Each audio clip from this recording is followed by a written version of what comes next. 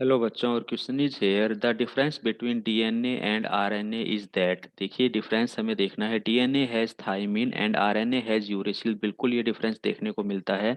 जो हमारे पास में नाइट्रोजन बेस है, डीएनए के पास एडेनिन होते हैं, गुएनिन होता है, साइटोसिन होता है एंड थाइमिन होता है। अगर हम डीएनए की बात करें, वहीं अगर हम आरएनए की बात करें तो इसके पास में नाइट्रोजन बेस एडेनिन होगा, गुएनिन होगा, साइटोसिन होगा, लेकिन थाइमिन के स्थान पर हमें क्या मिलता है?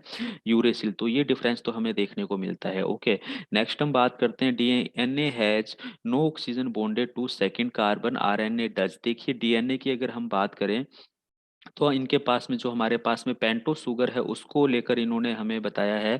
जो C2 कार्बन होती है, जो हमारे पास C1 C2 कार्बन है, अगर डीएनए के पास में हमारे पास में डीऑक्सी राइबोस शुगर है, तो ये जो डीऑक्सी राइबोस शुगर होती है, इसका जो C2 कार्बन होता है, यहाँ पे केवल हाइड्रोजन मिलता है। जबकि राइबोस शुगर की अगर हम बात कर लें तो राइबोस शुगर जो हमारे पास में किसके अंदर मिलेगी? आरएनए के अंदर मिलेगी।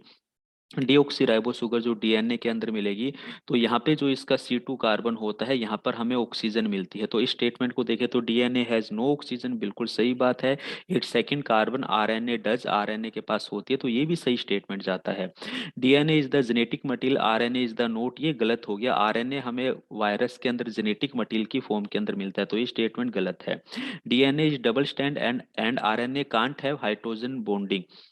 देखिए, डीएनए डबल स्टैंड है और आरएनए भी हमारे पास में डबल स्टैंड मिल सकता है, और हाइड्रोजन बॉन्डिंग उसमें प्रेजेंट हो सकती है। रेयरेस्ट केस के अंदर ऐसा देखने को मिलता है, तो ये स्टेटमेंट भी गलत। इस ऑप्शंस के अंदर हमारे पास में अगर बेसिकली देखें तो ऑप्शन ए एंड बी दोनों ऑप्शन सही जाते हैं। ठीक है, ये कंसेप्ट हमें याद रखना है। Okay, thank you.